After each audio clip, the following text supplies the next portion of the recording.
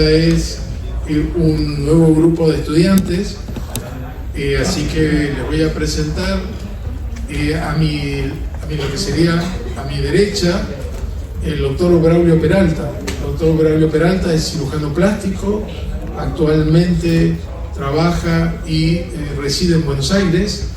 Está a cargo de la docencia de diversos hospitales, entre ellos el Fiorito, el Hospital Militar de Buenos Aires, y él se encarga de todo lo que es la parte de docencia académica de la formación de residentes en cirugía plástica. Así que, doctor Peralta, muchísimas gracias, y como siempre, el doctor es justamente, aparte de ser un eximio colega, es amigo, así que realmente siempre contamos con él en las reuniones justamente de anatomía. Así que, doctor Peralta, muchas gracias. Muchas gracias por la invitación, querido profesor Moretti, y un gusto de estar con los futuros colegas acá de nuestra querida universidad. Muchas gracias por la invitación, ha sido muy gentil con mi persona. Bueno, el doctor va a estar hablando básicamente del séptimo par y va a estar hablando de músculos faciales. Por supuesto, como vemos que la anatomía siempre va aplicada, seguramente nos dará quizás algunos conceptos también de lo que es la parálisis facial, algo de patología para que ustedes vayan entrando en tema. Y debajo nuestro se encuentra el profesor José Luis García. El profesor García es justamente también es cirujano plástico, reside también en Capital Federal, y su especialidad es la rinología. O sea, es un especialista, como tenemos subespecialidades en distintas especialidades, el doctor básicamente centra casi el 100% de su actividad en lo que es la cirugía estética y la cirugía reparadora nasal. El doctor García siempre también colabora. Este año va a hablar de anatomía nasal, y bueno, él siempre nos va a deleitar con algunas presentaciones, porque es un aficionado a todo lo que es la informática. Así que, doctor García, realmente es un gusto siempre tenerlo. Doctor García, bueno, buenas tardes y mucho gusto como siempre. Muchísimas gracias, doctor, realmente gracias por sus palabras. Y sí, realmente es un privilegio para mí poder estar con estas mentes curiosas, estos que están arrancando, que están en el inicio del camino, para poder guiarlos con un poco de nuestra experiencia, nuestra sapiencia. Así que vamos a transmitirles todo lo que podamos brindar de lo que es la anatomía de la nariz con muchísimo gusto y el agradecimiento de siempre. Muy bien. Así también les informo que esto va a estar grabado. Alexia ya está con la grabación. Vieron que se puede subir, lo subimos al canal nuestro de YouTube que se llama tuanatomía.com. Así que van a ver las presentaciones de los doctores para repasarlas también, ¿de acuerdo? Como hacemos siempre. Para no cortar un poco la dinámica, vamos a escuchar la primera presentación que la va a dar el doctor García. Hacemos ahí un break de 5 o 10 minutos para hacer preguntas o que el doctor quiera explicar algo, ustedes, algunos ya tienen alguna duda, y después vamos a ir con el doctor Peralta. Son presentaciones que están estipuladas y armadas como para ser de tipo de docente, pero si alguno tiene una duda importante puede levantar la mano y lo interrumpimos, aunque sea 5 segundos al doctor para que nos explique en detalle. Normalmente no acontece porque los dos son muy didácticos y explican muy bien, pero eventualmente si pasara nos avisen. Y si no, sepan que al final tomamos esos 5 o 10 minutos para hacer preguntas, ¿de acuerdo? Entonces, doctor, vamos a empezar con el doctor García, y yo básicamente él va a compartir su pantalla.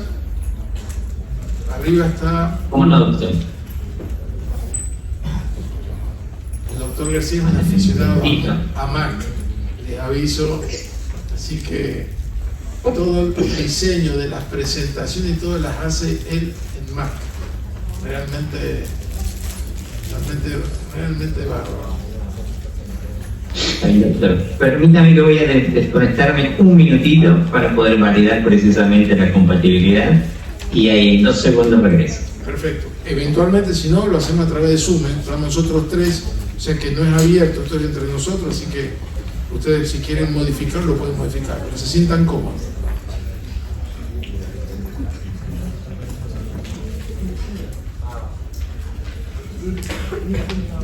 Yo acá arriba tengo compartir, ¿ven? Al lado de salir, arriba tengo para compartir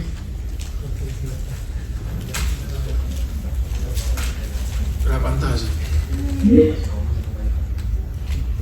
Esas, doctor García, por ahí. A ver, vamos a ver. ¿Ahí lo están viendo? Doctor García.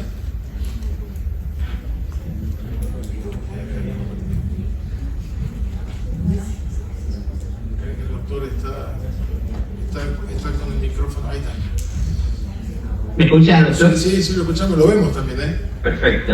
¿Me ven? Sí, se ve. ¿En la presentación, perdón? No, buenísimo. la presentación no, ¿eh? Está usted. No, la presentación no. No.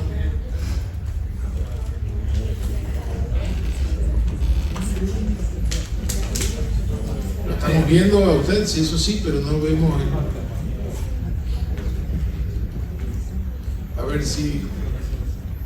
Ahora sí. Ahí está. Ahora sí. Perfecto. Bien, perfecto. Muy bien.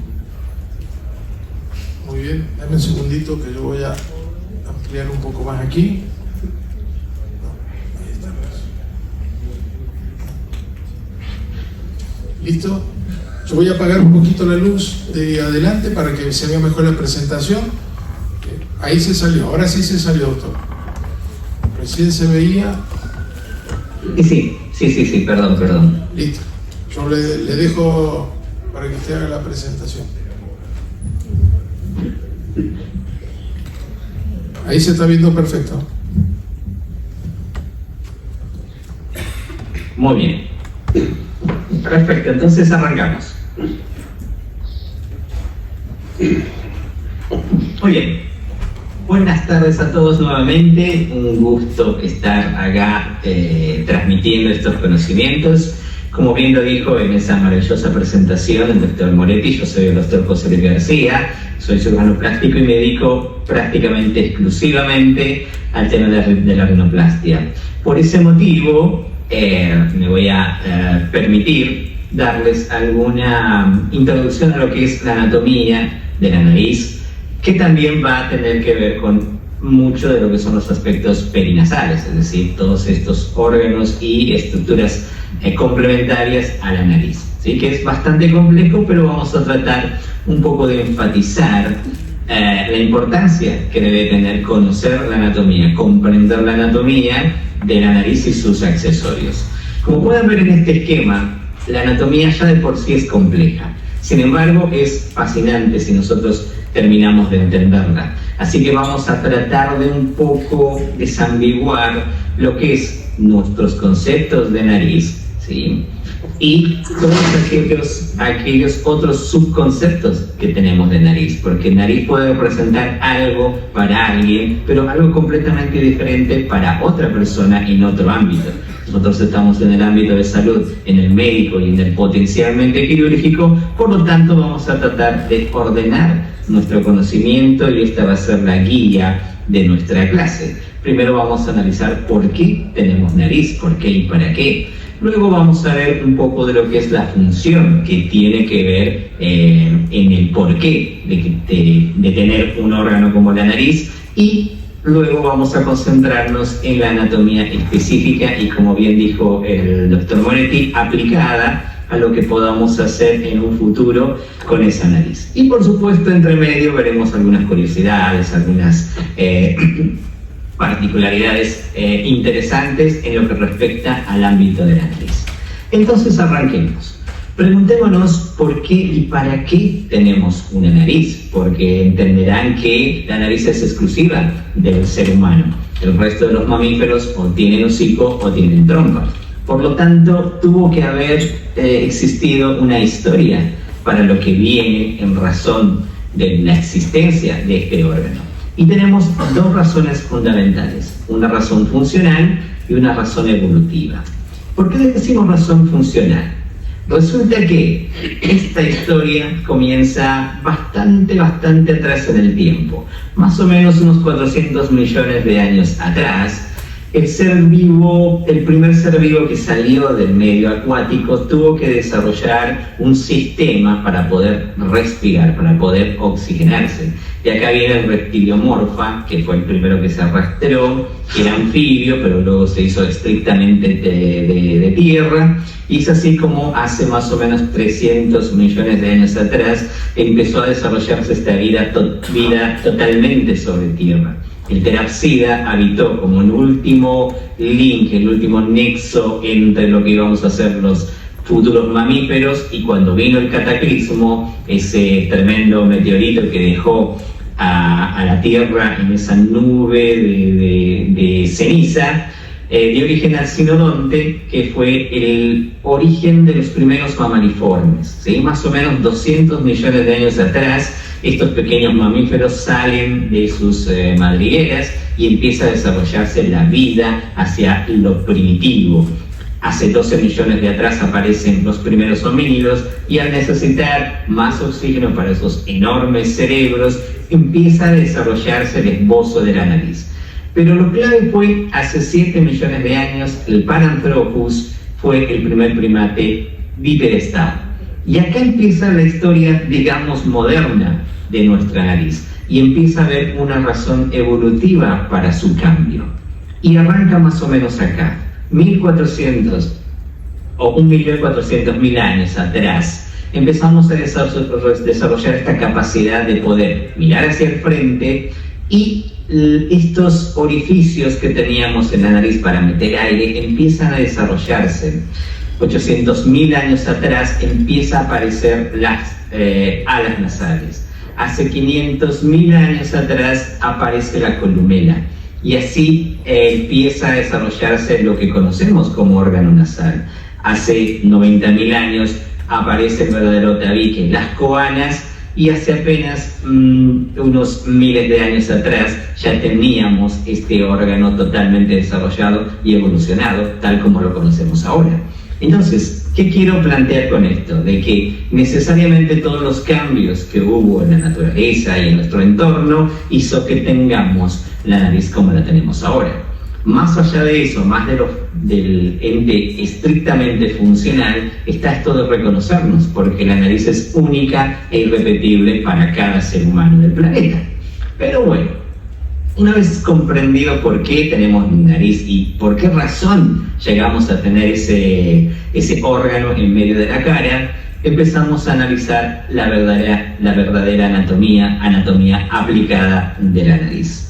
Quiero recalcar que, como bien nos los fomenta el Dr. Moretti, nosotros vamos a nombrar nuestras estructuras basados en la terminología anatómica de la International Federation of Association of Anatomists, que es esencial para que nosotros podamos entendernos independientemente del idioma o la lengua que hablemos. Entonces, vamos a dividir nuestro análisis anatómico en 3 etapas. Primero vamos a ver el aspecto externo de la nariz, que es el que estamos más acostumbrados a ver y que estamos más familiarizados, pero con algunos aspectos dirigidos a la descripción y a la clínica.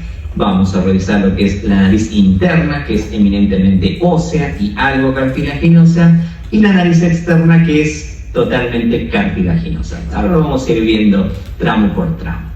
En primera instancia tenemos que ver el aspecto externo de la nariz, y seguramente si no lo vieron ahora lo van a descubrir, que para describir toda la parte externa de la cara nosotros tenemos unidades estéticas, ¿sí?, que definen en dónde comienza una región y dónde termina.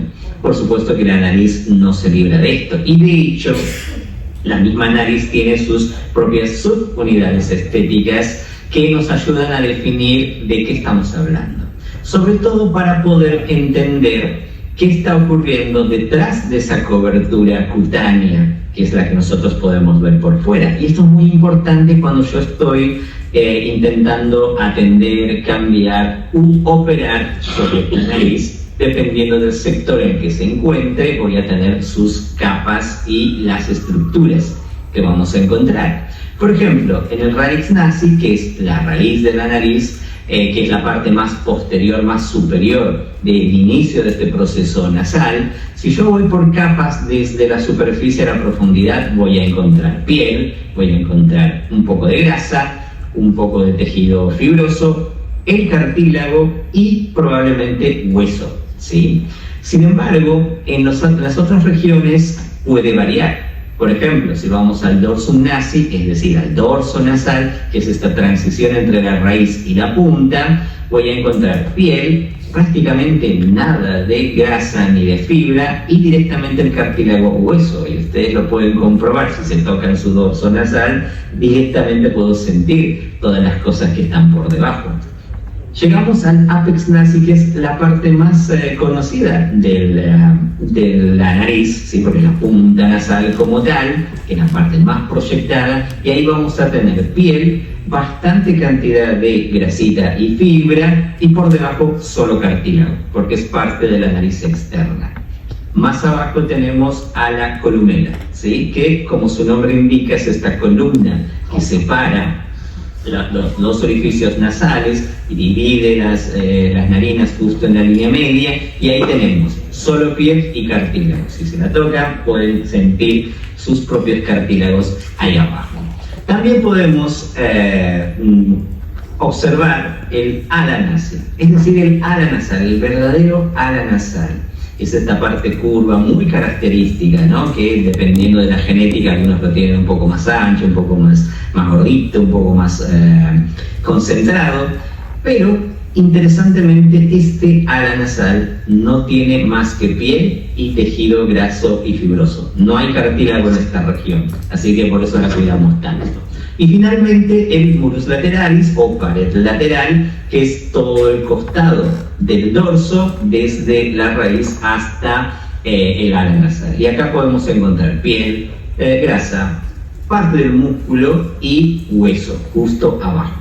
Entonces esto me ayuda a identificar con qué me voy a encontrar en cada una de estas regiones si es que yo decido abordar la nariz. Muy bien.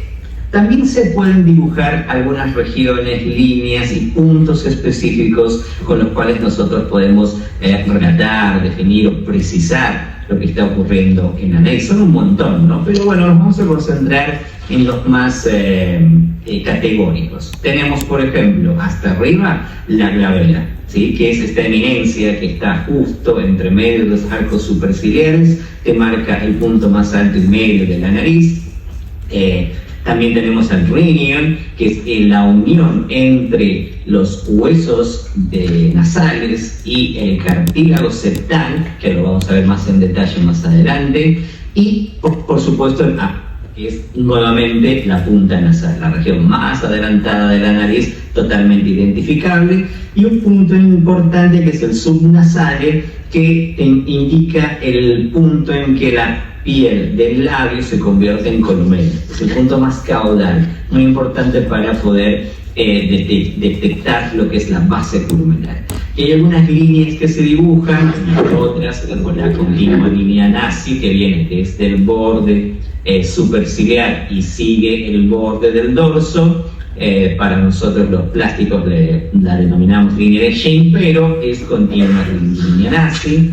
También podemos resaltar lo que es el sulcus nasal, que es el surco nasal, esa depresión entre la parte lateral de la nariz y el ala nasal, y por supuesto lo que le da el nombre a la nariz, naris en latín, con S, ¿sí? Está correcto.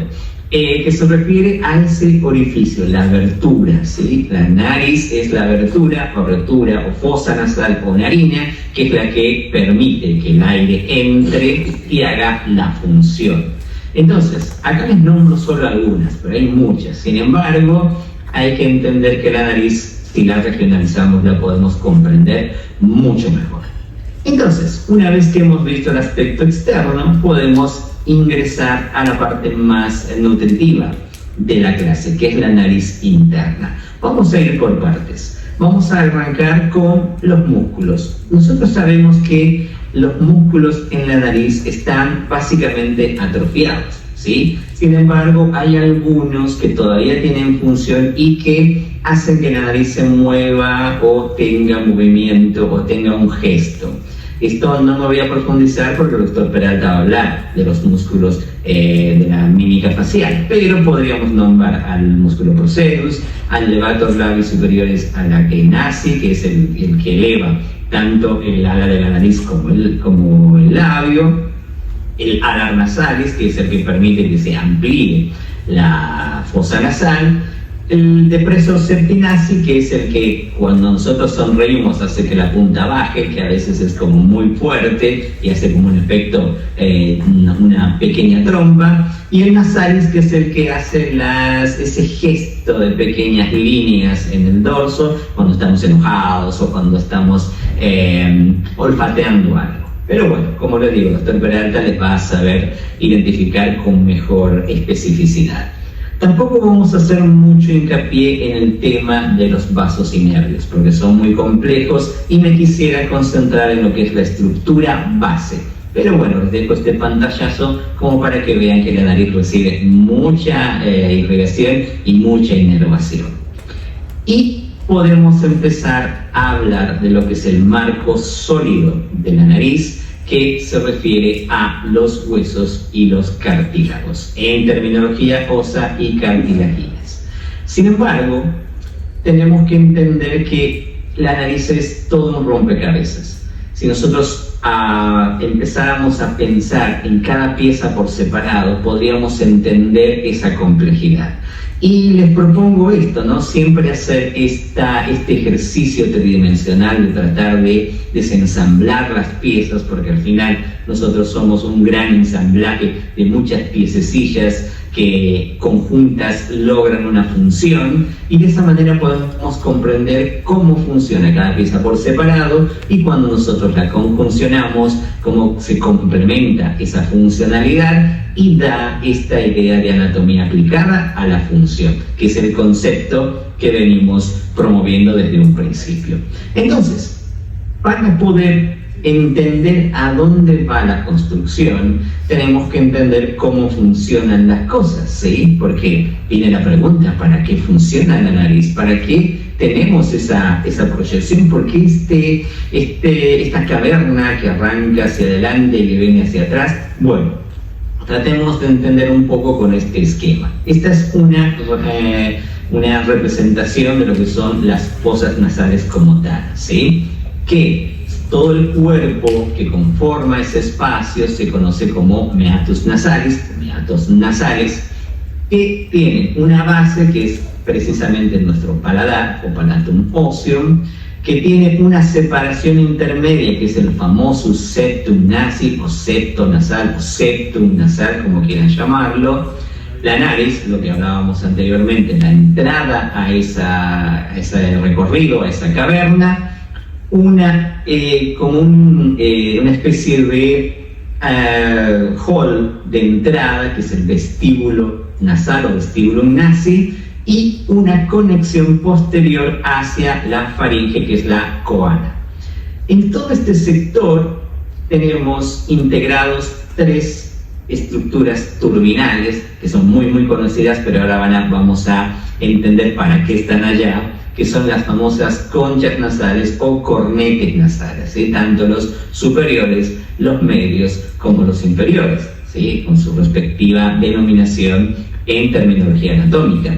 Estas tienen su sentido, porque esta distribución tan exquisita de la fosa le da la connotación funcional, porque gracias a esta distribución el aire entra y se distribuye en todas estas estructuras antes de pasar a la faringe, y logramos las tres funciones esenciales de la nariz, que son calentar el aire para que no nos mate este aire frío de la temporada de invierno, por ejemplo, humedecer el aire, porque aire seco haría que se resequen todas las mucosas, eso sería muy doloroso, y disminuyen la presión del aire de afuera para que nosotros podamos movernos en altura, en presión, sin que eso conlleve a una alteración de nuestro sistema. Algo que parece tan simple, pero es esencial para la vida humana como la conocemos ahora.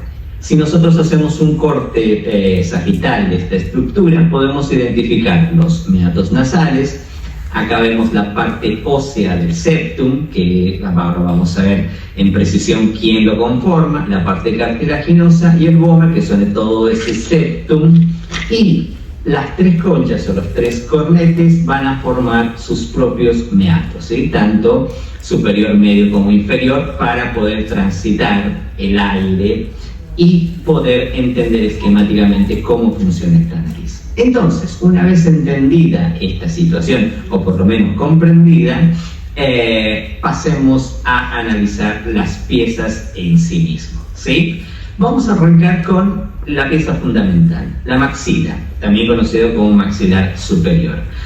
La maxila es un hueso cúbico, ¿sí? Que está prácticamente en el centro de la cara y es simétrico, es decir, que tiene su contraparte en el otro lado, ¿sí? Se le dice cúbico porque su cuerpo es un cubo y tiene prolongaciones conocidas como procesos, ¿sí? Que van a conectarse y van a tener funciones específicas según la ubicación que tengan. Acá, por ejemplo, estamos viendo a la maxila o al maxilar superior en su lugar, porque ustedes entenderán que los huesos de la cara están prácticamente soldados, ¿sí? Si yo pudiera retirar solamente la maxila, ¿sí?, de su lugar, la veríamos así. Y esto es interesante porque podemos ver no solamente al hueso como tal, sino también el lado contralateral que lo complementa y algunos de sus vecinos, como los lacrimales o el etmoides, que lo vamos a ver un poco más adelante. Pero analicemos la pieza más en detalle. Esta es la vista frontal de la maxila. Y podemos detectar acá lo que es el cuerpo maxilar o corpo maxilares y sus tres procesos o sus tres apófisis que antes se les decía.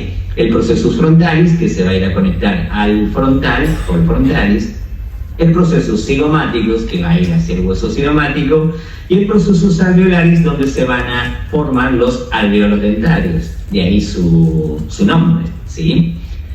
También podemos ver algunas líneas o escotaduras que antes se llamaban, como por ejemplo el margo infraorbitalis, que antes era conocido como el borde infraorbitario, el foramen intraorbitale, por donde están emergiendo los vasos infraorbitarios, y la incisura nasalis, que anteriormente, bueno, se la sigue nombrando como escotadura piriforme, muy importante para todos aquellos que tocamos y operamos nariz, que es este borde al margen libre de este borde óseo y marca la terminación del vestíbulo nasal.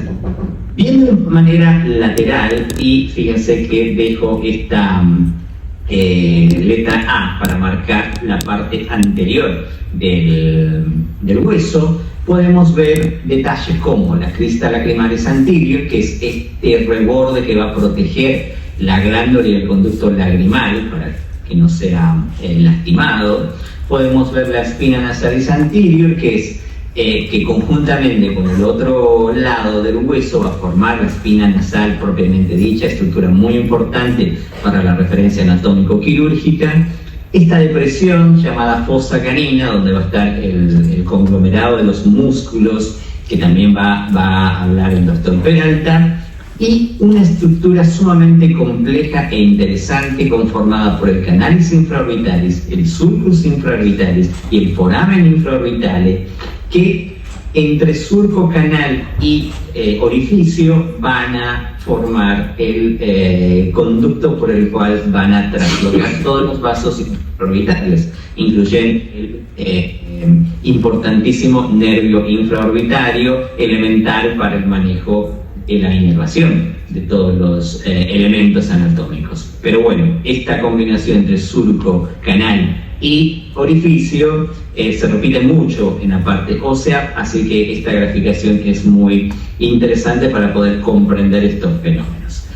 Si nosotros ponemos a la cara medial, es decir, esta que se está conectando con el otro hueso maxilar, podemos ver ante todo el seno maxilar, la entrada del amplísimo y poderoso seno maxilar con su hiato, ¿sí?, que es este borde que lo corona. El proceso frontal es visto desde la parte medial, el sulcus palatinus major, que este va a servir para que puedan transitar los vasos palatinos, vasos y nervios palatinos. Tenemos la espina nasalis anterior vista del otro lado y algunas crestas como la crista nasalis, que es la que va a ayudar a que se conecte con su contraparte del otro lado, crista conchalis, donde se va a insertar en el cornete inferior, y la crista etmoidalis, donde se va a adherir al hueso etmoides. Pero lo vamos a ver más en detalle. Pasamos a analizar otro hueso interesante, el os nasale o hueso nasal, también conocido como hueso propio de la nariz. Este hueso es ciertamente interesante porque, a pesar de ser pequeño, es altamente resistente, porque si no, imagínense, cada golpe en la nariz se rompería. Entonces tiene una estructura anatómica muy densa, pero a su vez está canalizado y puede permitir que los vasos sanguíneos atraviesen por él. Y acá hacemos el mismo ejercicio. Sacamos al os nasale de su lugar y podemos ver cómo su estructura es sumamente densa y resistente. Por eso que podemos en algún momento tirar algún cabezazo sin romperlos. Pero son importantes para la estructura de todo el marco óseo. Estamos viéndolo con su referencia entre la maxila y los lacrimales. Viéndolo en detalle, fíjense lo que decíamos, ¿no? De que muchos agujeritos, muchos orificios por donde pasan los vasos, en especial el foramen nasal, por donde pasa el nervio y los vasos nasales, entre otros. Y si lo vemos por atrás, vemos esta compleja estructura que le da tanta fuerza en un espacio tan pequeño, y el sulcus etmoidalis, que marca su adherencia al hueso etmoidal.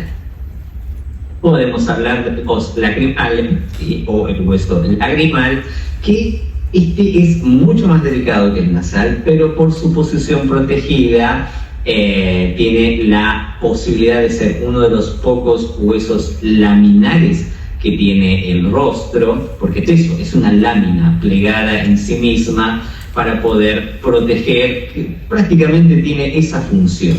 Miren, si yo lo saco, empezamos a ver esta forma como acanalada, como si fuera un gancho, un gárfilo que está agarrando algo. Y es porque sí, porque en su estructura tenemos la crista lacrimalis posterior, que se complementa con el sulcus lacrimalis. Y acá, en este conducto que está abrazado por el amulus lacrimalis, va a estar la glándula lagrimal y el conducto lagrimal.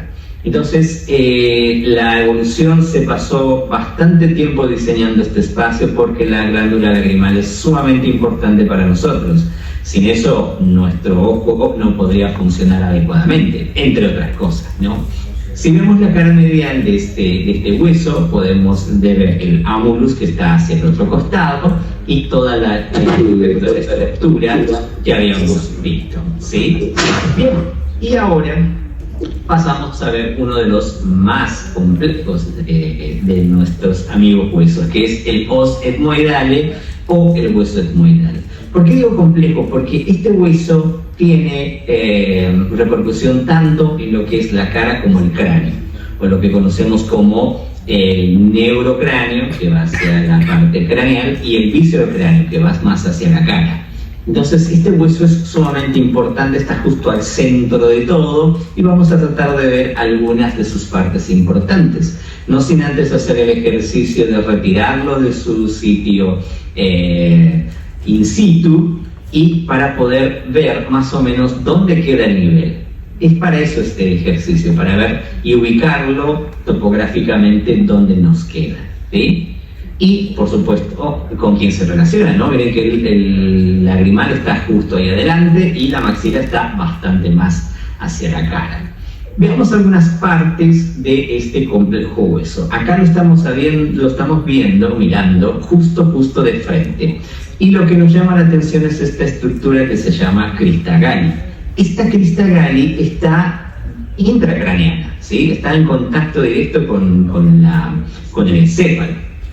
Y aquí abajo tenemos la lámina perpendicularis. Esta lámina es en sí mismo el septum óseo que separa las fosas nasales. Esta es la base del septum nasal. Así que anotémoslo porque lo vamos a ver más adelante.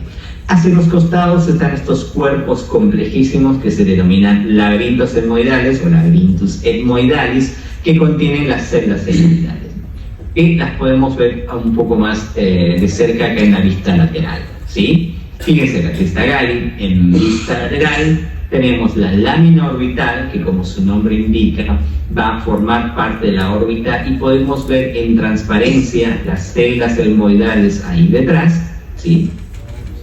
Tenemos el proceso succinatus que ayuda a esta adherencia con las otras estructuras, e incluimos dos de las que ya habíamos visto anteriormente. Acá tenemos la concha nasalis superior o concha nasal superior o cornete superior, y la concha nasalis media o cornete medio. Es decir, que el etmoides contiene a dos de las estructuras conchales o cornetes, y a su vez fíjense que sirven como un infundíbulo. Entonces, si recordamos el esquema que vimos al principio, tenemos que la concha nasalis superior va a formar esta parte del filtro, la concha nasalis media va a formar esta parte del filtro. Entonces ya tenemos dos de las importantes estructuras que habíamos hablado. Y como les decía anteriormente, la lámina perpendicular va a conformar la parte ósea de nuestro septum nasal. Vieron qué importante es el etmoides, es realmente clave para poder iniciar la comprensión de lo que es la función nasal. Acá estamos viendo a el etmoides o al óseo etmoidal desde arriba, desde la parte craneal, ¿sí? Y podemos ver la lámina perpendicular que se emerge hacia adelante y una estructura llamada lámina cribrosa. Esta lámina va a permitir la salida del nervio olfatorio y tiene conexión directa con el encéfalo. Y podemos ver la salida de emergencia de muchas de las células etmoidales o células etmoidales que hace que este hueso sea liviano, porque estas células, al igual que todas las cavidades dentro de huesos craneales y faciales, permiten que tengamos liviandad y que circule por ahí aire y algunas secreciones. Si no, imagínense, sin estos espacios nuestra cabeza sería tan pesada que tendríamos que arrastrarla y llevarla en un carrito de supermercado. Entonces, esta capacidad increíble de la evolución humana hizo de que estructuras tan complejas como el etmoides sean altamente livianas. Bueno, pasemos a ver un olvidado de la anatomía, el vómer. Es un huesito bastante poco famoso, pero es muy importante porque se encuentra justo en la parte posterior de las fosas nasales. Vieron que tiene esta forma muy caprichosa que va a terminar de darle la base al septum nasal y va a conectarse directamente con la parte posterior, es decir, con la faringe, en congruencia con sus estructuras septales, ¿sí? Si lo vemos más en detalle, podremos ver acá en la voz que se va a conectar directamente con el esfenoides, con el hueso, otro hueso de la base del cráneo que está por detrás del etmoides. Si lo vemos en lateral, podemos ver esta misma ala vomeriana, pero también estos sulcus vomeris, estos surcos que van a permitir una adherencia importante de lo que es la mucosa de la fosa nasal. Y destacamos la crista coanalis vomeris, que va a dividir la coana en su parte posterior. Así que es bastante importante, aunque no lo olvidemos. Y tenemos acá la tercera estructura cornetiana o conchal, la concha nasal inferior, que sí, es un hueso independiente, ¿sí? Si nosotros retiramos de su lugar a esta concha nasalis inferior, podemos ver esta forma tan caprichosa, que es la que podemos ver en las tomografías y en algunas radiografías, ¿no? Su forma es muy peculiar, porque tiene que tener esta intención turbinal, Y acá podemos ver, al verla de lateral, el proceso etmoidal, que por supuesto va conectado al etmoides, el proceso lagrimal, que va conectado al busto lagrimal, o a la estructura lagrimal más bien dicho, y el proceso maxilar, que ayuda a complementar la estructura de la maxila. Y si lo vemos en la parte medial, que esta es la parte del límite, del cornete o de la cóncava, ¿sí?, que precisamente va a contemplar la mucosa que va a formar la última estructura que nos quedaba en nuestro esquema. Esto que vemos en el puntillado rojo va a formar a la verdadera concha nasal inferior y que termina de estructurar nuestro esquema nasal de funcionalidad. Entonces, todos estos conglomerados de huesos, de estructuras óseas, al mismo tiempo que tienen sus espacios internos, al confuncionarse, arman un aparato muy interesante que se denominan senos paranasales, que por ahí va a circular el aire, va a circular secreciones, y que nos ayuda a alivianar el cráneo, como les decía anteriormente, y es realmente un aparato fundamental. Vamos a revisarlo muy rápidamente acá. Hagamos de cuenta que estamos haciendo un corte paramedial, ¿sí?, para poder ver las estructuras entre medio, y podemos observar cómo va aflorando este seno maxilar en la maxila con su hiato correspondiente.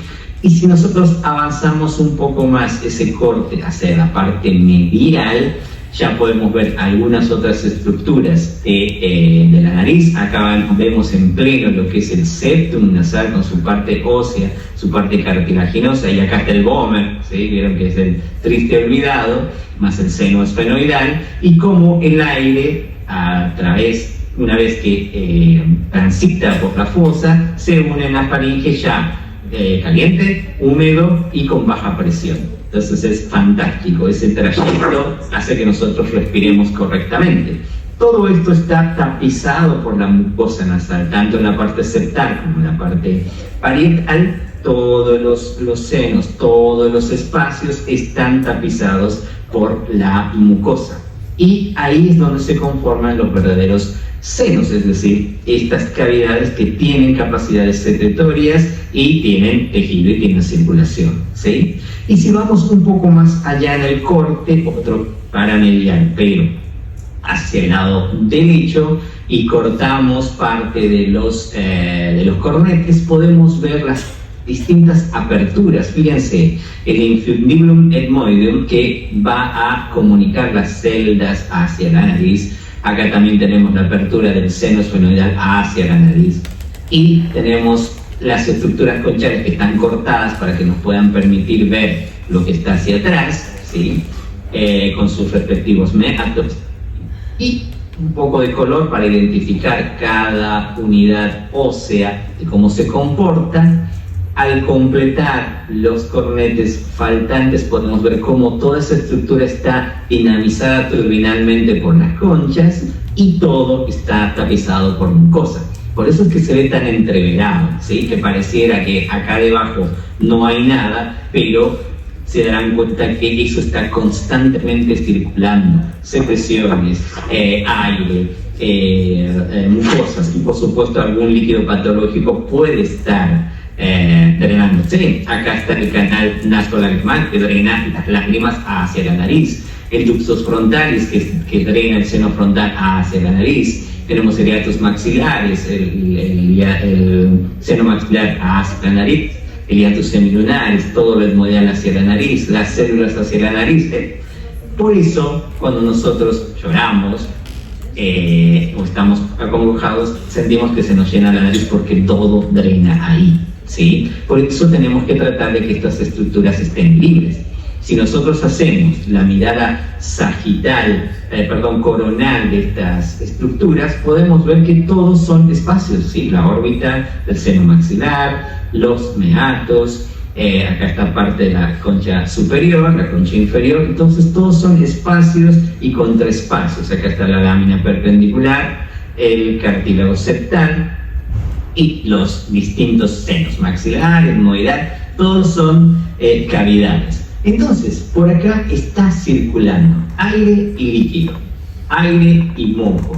Entonces, si nosotros perjudicamos este flujo, se va a retener bacterias y nos va a dar, entre otras cosas, la molestosa sinusitis infecciosa que tanto tememos, porque estar alojada acá en medio de la cara puede provocar grandes desastres si es que no la logramos detener. Entonces, no se olviden que de cada una de sus cráneos y sus caras hay este complejísimo mecanismo aéreo que, entre otras cosas, permite aliviar y también nos permite drenar y poder mover todas estas circunstancias. Bien, entonces, ahora que hemos visto gran parte de la interna, vamos a la nariz externa, es decir, a los cartílagos nasales. Un repaso somero, ¿no? Porque estas son estructuras y proyección de la punta nasal, y la otra nos va a dar la proyección. Entonces, cada uno de sus sectores tiene una connotación, sobre todo en lo que hacemos cirugía nasal. Y es acá donde ocurre este fenómeno interesante, que fue precisamente la terminología anatómica la que la volvió a conjuncionar. La cruz medial, con su parte móvil, sumado a la caudalis pars del septinasi, ¿sí?, conforman conjuntamente lo que es la pars mobilis septinasi, es decir, la parte móvil del septum nasal. Si ustedes agarran con su dedo índice y pulgar la parte inferior y posterior de la columela, pueden moverla, ¿sí? Justo ahí donde algunos inclusive se ponen un arito, el famoso arito o piercing de septum. Bueno, ahí están perforando su pars mobilis septinasi.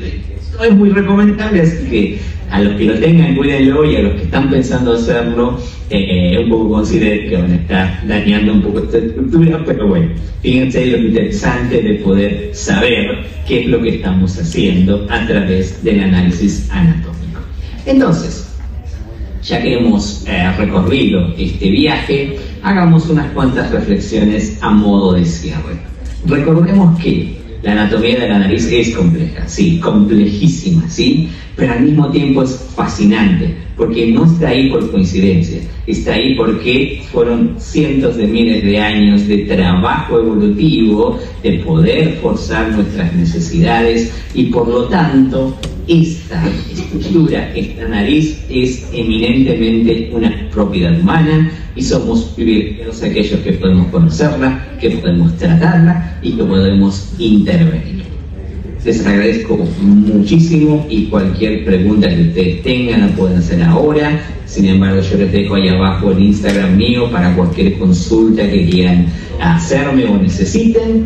Y de verdad, una vez más, muchísimas gracias por esta enorme oportunidad. Muchas gracias, doctor García.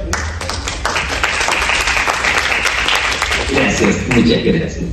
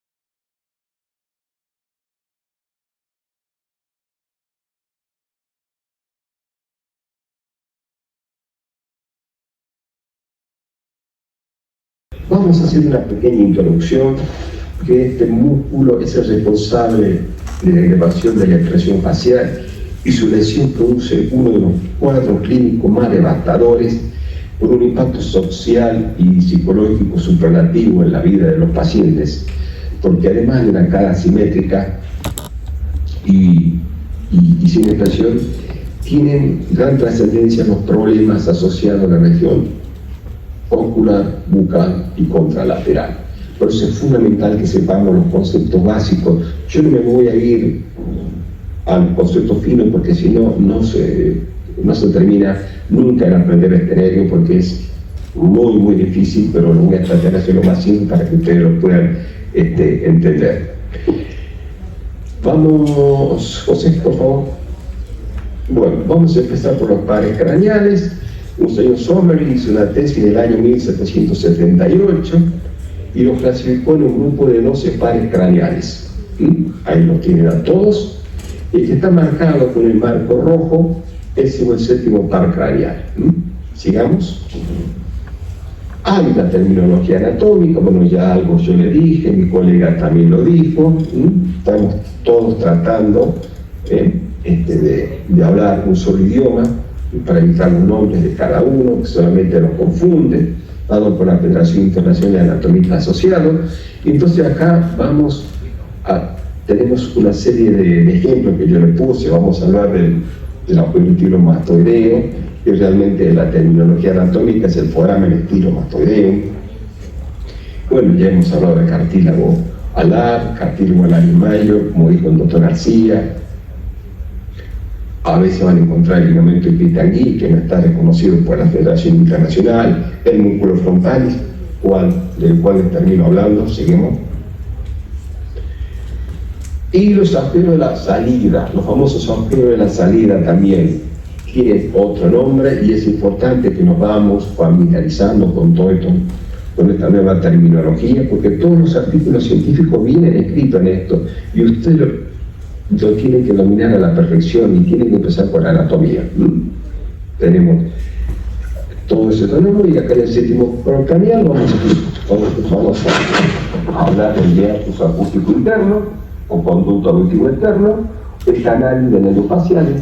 El canal de nervios faciales es un acueducto de Falopio. Entonces, este es el séptimo par craneal, y también tenemos una clasificación fisiológica, donde tenemos nervios sensitivos, motores y mixtos. Entonces, el séptimo par craneal lo podemos ubicar dentro de los nervios mixtos. Sigamos, José. Bueno, este es un nervio mixto que tiene su origen real en la porción caudal de la protuberancia y también en la sustancia gris en el piso del cuarto ventrículo. También y sus núcleos motores los encontramos. Tenemos acá el nervio facial, el núcleo solitario, el salivar superior, que lo vamos a ver a continuación en este esquema en un corte. La localización recorre el meato acústico interno hasta el canal de nervios faciales y sale por el foramen estilomastoideo.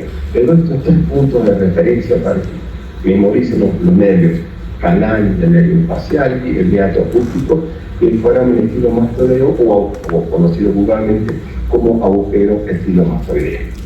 Sigamos. Bueno, y en esta figura podemos observar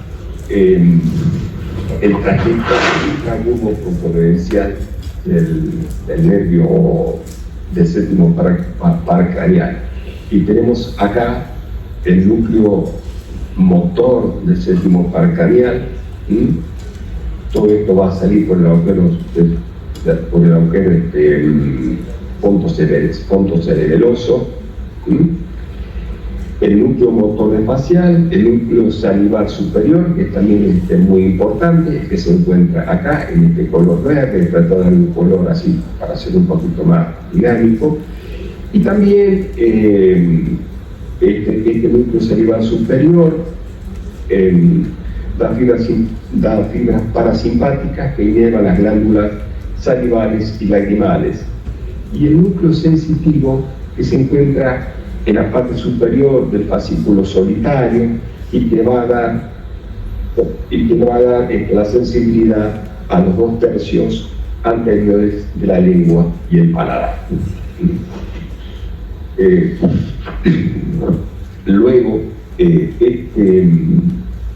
este músculo sale, el cráneo sale por el ángulo pontocerebeloso y va a ingresar directamente, vamos José, eso, y va a ingresar por el meato acústico interno, donde describe 3 porciones junto con la laberíntica timpánica y mastoidea, acompañado por el nervio intermediario de Wilson, que es muy importante. Entonces, en concreto, sale por la parte interna y la fosita lateral del bulbo, es decir, por la parte ancha del surco bulbo cotodorsal, y nace con 2 raíces perfectamente definidas, una más gruesa, que es el nervio facial, y otra más fina, que es el nervio intermediario de Wilber.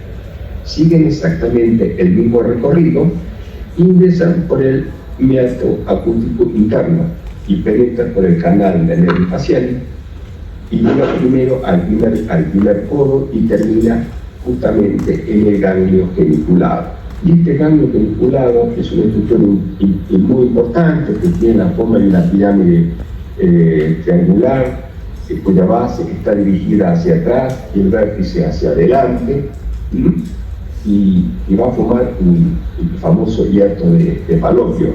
Del vientre de este ganglio geniculado van a ser los nervios petrosos superficiales mayores y menores. Y la base del ganglio está unida con algunos filetes del mismo tronco del nervio facial, con algunas ramitas que van a llegar hasta la cuerda del tímpano. Vamos al otro dibujo, que creo que lo vamos a poder ver, y lo vemos acá. Acá lo tenemos, el nervio petroso superficial mayor, que nace del ganglio geniculado. Este nervio, el modo de distribución del nervio facial da ramas colaterales que se pueden dividir en intra y en extrapetrosa. Dentro de la intrapetrosa, de arriba hacia abajo, el más importante es el nervio petroso superficial mayor.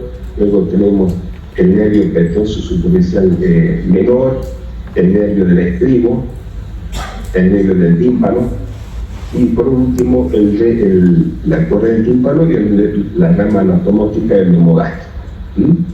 Esos son los componentes de las ramas colaterales intrapetrosas.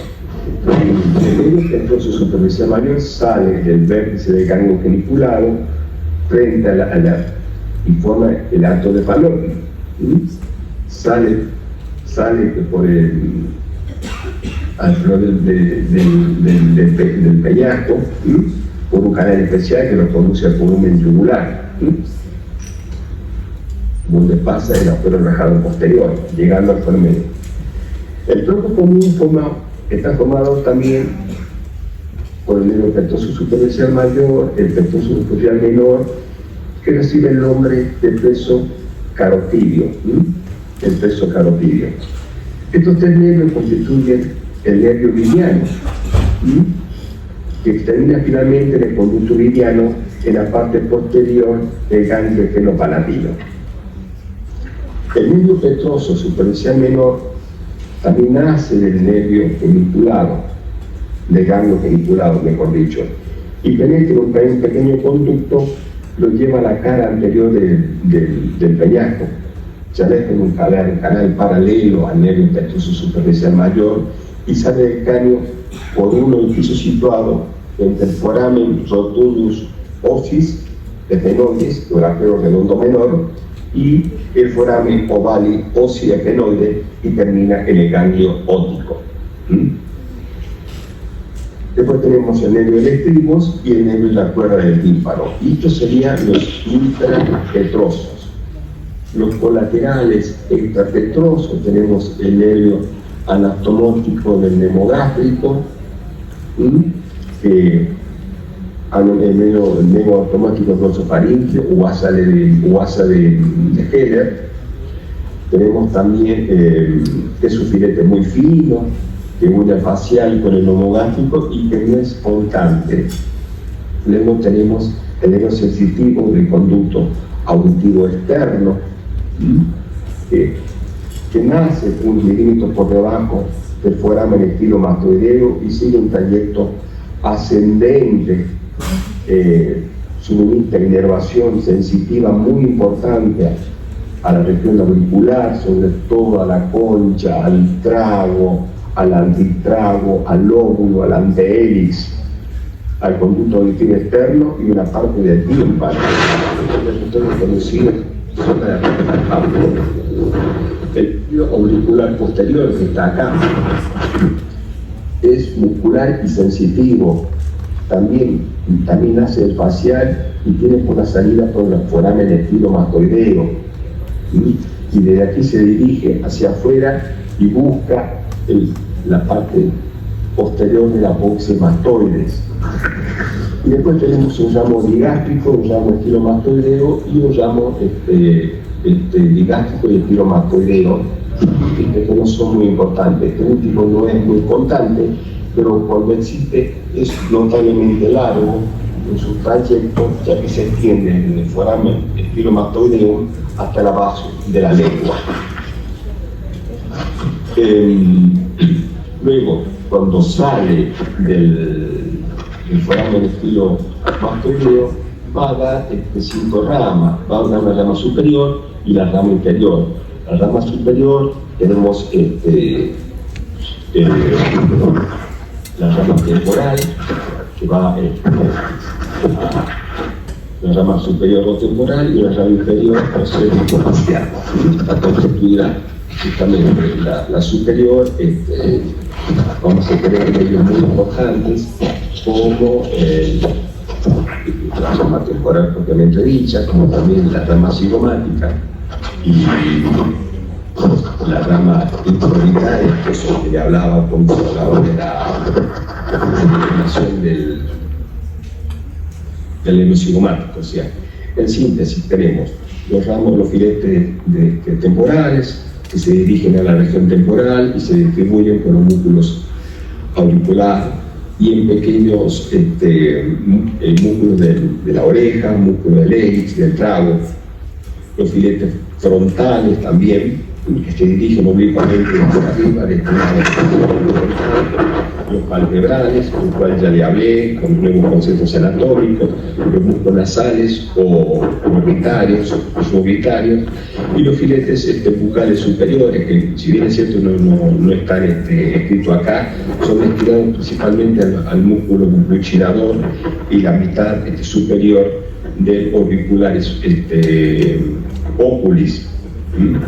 De los filetes bucales y nasales arrancan constantemente cierto número de filetes nerviosos que se pierde en las paredes juntamente con la arteria facial. Y la rama cervicofacial en la parte inferior de la cara, y va a dar los filetes bucales inferiores, los filetes mentonianos y los filetes cervicales, que son los que están acá, que son muy importantes, porque los mentonianos terminan entre músculos, que son el triangular de los labios, el cuadrado de la barba y la bola del mentón, y que se van a anastomosar para formar el plexo mentoniano. Lo van a encontrar así con las ramificaciones del nervio mentoniano al cual me hice referencia. También los filetes cervicales se dirigen únicamente hacia la región suprayoidea para distribuirse en el músculo cutáneo del cuello. Se observa generalmente que unos filetes del facial se asomosan con la rama transversa del plexo cervical superior. Y antes que me olvide, la rama bucal, les dije que inervaba el rizorio de Santolini, el buccinador y la mitad del auricular de los lados. Eso sería, en una forma sintética, el nervio facial. Acá está un poquito mejor dibujado. Tenemos acá la rama superior, la rama inferior, con todos los filetes en los cuales le hice referencia.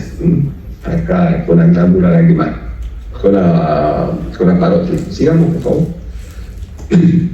Y este video quisiera compartirlo. Este es del doctor Costofana, que lo publicó juntamente con la doctora Gabriela Casabona, que ellos hablan de la importancia de los ligamentos de la cara. Si me lo hacen funcionar, te lo voy a agradecer. Donde podemos observar acá en la parte superior el filete temporal. Este es un cadáver fresco, obviamente. Estas son las zonas de los ligamentos. Ellos levantan toda esta estructura que es el sistema músculo-aponeurótico superficial, que es un tejido fibroadiposo que cubre los músculos de la región de la cara. Y vemos acá esta zona de ligamentos. Ellos lo hicieron para una demostración de unos rellenos de la cara, pero empiezan a levantar por partes y aparecen una serie de filetes nerviosos. Y en la parte superior podemos observar al comienzo la rama temporal del nervio facial. Acá en la zona media están buscando, hay un filete nervioso, pero están buscando la rama cigomática que va a elevar al músculo orbicularis oculis.